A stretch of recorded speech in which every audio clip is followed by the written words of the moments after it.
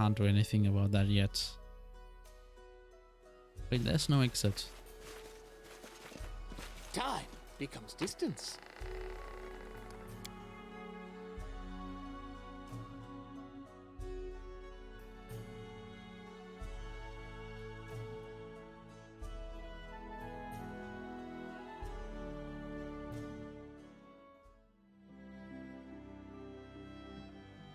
Is there a quest I have nearby?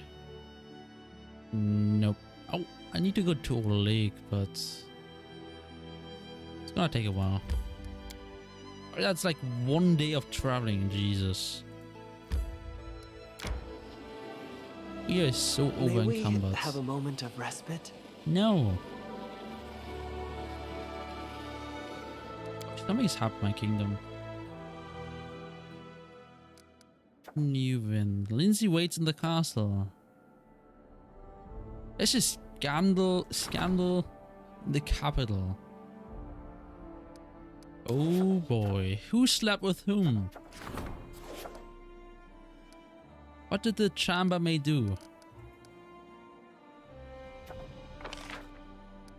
Alright, I can't do that yet, so dropping him.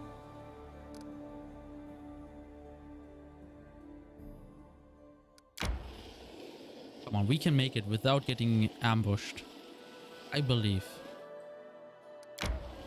We did it. Nice. I need to catch my breath. No. Not yet.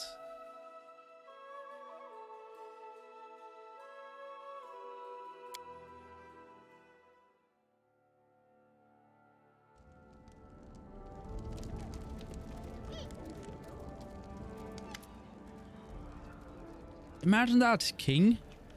You know, I always believed in you. You keep it up. And who knows, in a couple of years, you might even become an emperor. Oh boy. But that Armak, he and his creepy sister barely managed to find the tomb. How are we going to find it? I mean, I suppose I have a bit of an idea, but I'm not sure. What do you mean how? The same way we always do. We pack our things and go find it. I guess. The tomb's well hidden. Over the centuries, no one but Armak has found it. And it took him forever.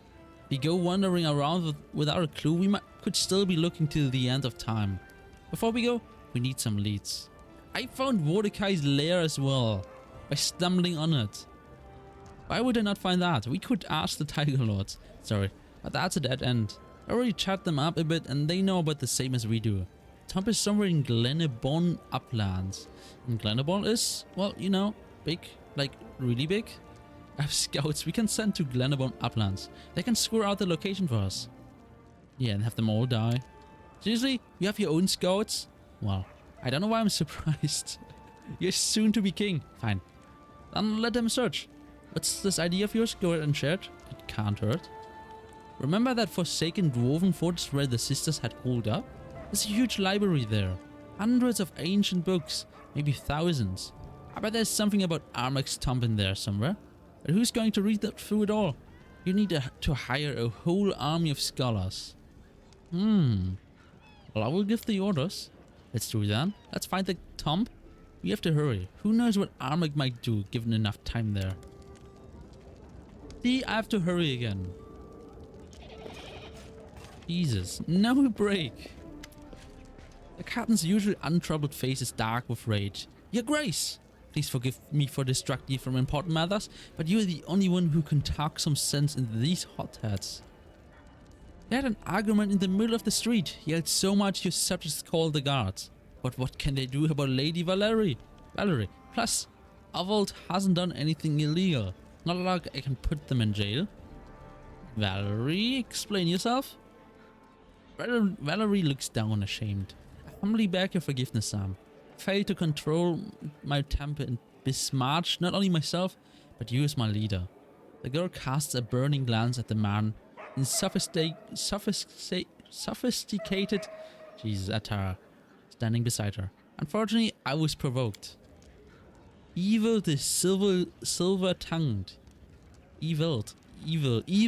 He's just evil. The man catches Valerie's glance and gasps with indignation. Is that so? So it's forgive my manners, Your Grace. Allow me to introduce myself. Evil the Silver-Tongued from Valerie. It's a pity we met under such circumstances, but this, so to speak, sweet lady insulted me, if you please, in front of my audience, halted my performance and embraced me in front of the entire tavern. Would you please be so kind as to rein this lady in? Valerie is apparently trying to control herself, but telltale red spots flare on her face. I noticed that someone pinned a disgusting pasquinade next to the tavern entrance, like a piñata. Something about a bright bird who lost his feathers. That's abdominal insolence. Yes, I won't deny I'm guilty. I lost my temper, but who wouldn't have? I'm not gonna lie, half of what you said I did not really catch. Evil gasped with indignation. Is that so? When I smoothed this lady with exquisite compliments, I received only insults and jokes in return.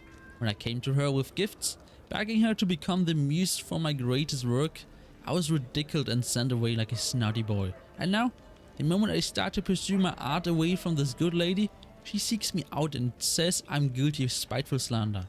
What shall I do? I'm but a slave to my inspiration, which is sent to me from above.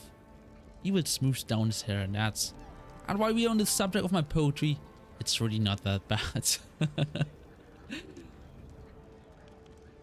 What is it? Pasquinade. So it's probably something very flattering or maybe insulting to Valerie? It's hard to tell. Evil, did you really write a pasquinade about Valerie? Evil clasps his hand to his chest ostentatiously.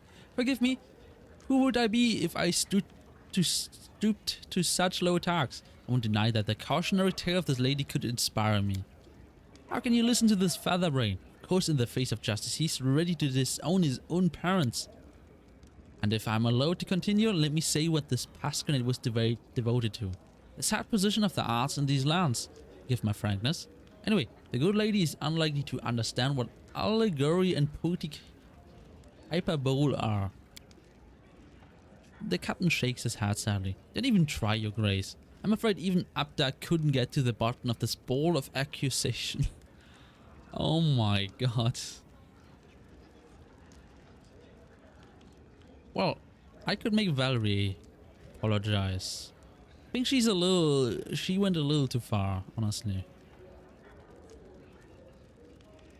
Valerie, you overreacted. Apologize to Evil. Valerie grows pale and her lips tremble. Gathering her strength, she almost pushes the words from her mouth. My deepest apologies, Evil. Evil turns to the girl with a triumph look, about to say something, but stops when he sees her face. I'm fully satisfied, your grace. I have no more complaints about Valerie. Ever since she's gotten that scar, she's very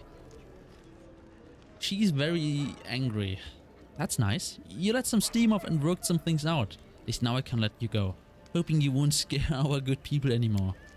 Your grace, I will go too, but please keep an eye on Valerie. I don't know what demon has gotten into her, but she's not herself lately.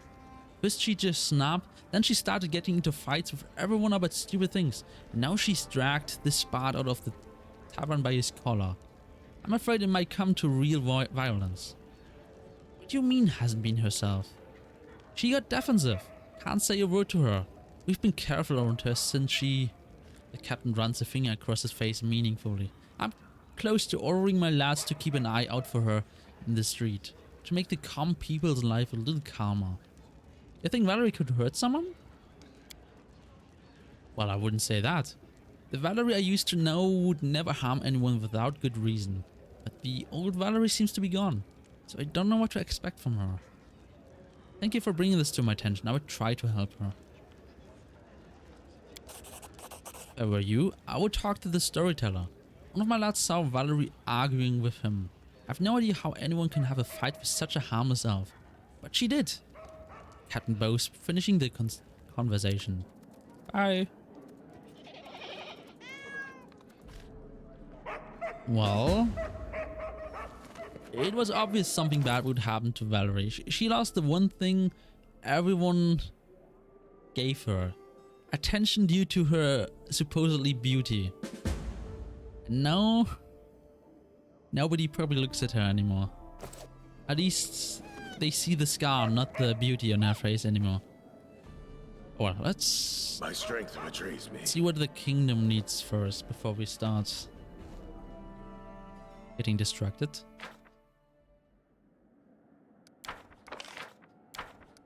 Alright, I suppose finding Armak's stuff is more important. Both take 30 days. Ooh.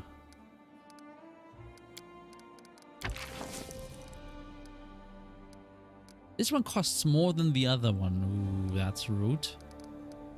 Can I do both or should I just do one of them?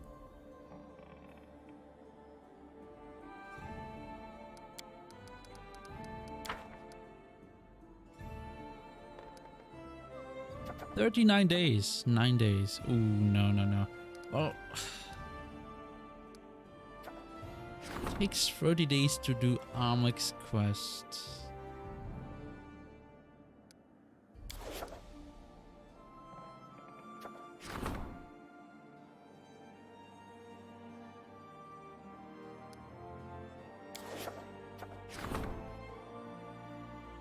I don't want to stop doing that. I don't want to stop any of them, but doing this might be important. Too important to pass up on. I'm sure losing 9 days will not be bad, right? It will be fine. It will be fine. Let's see.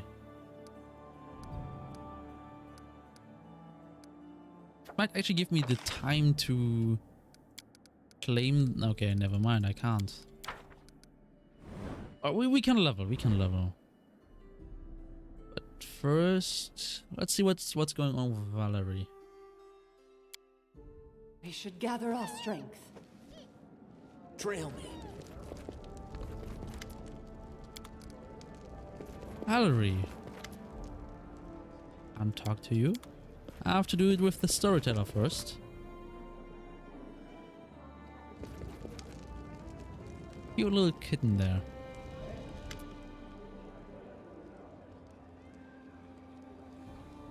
Let's do this first. Oops, I didn't mean to leave.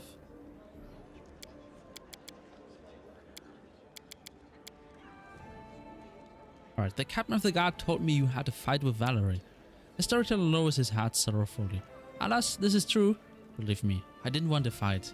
I'm a fool, curiosity wounded Valerie's pride. I would apologize to her the first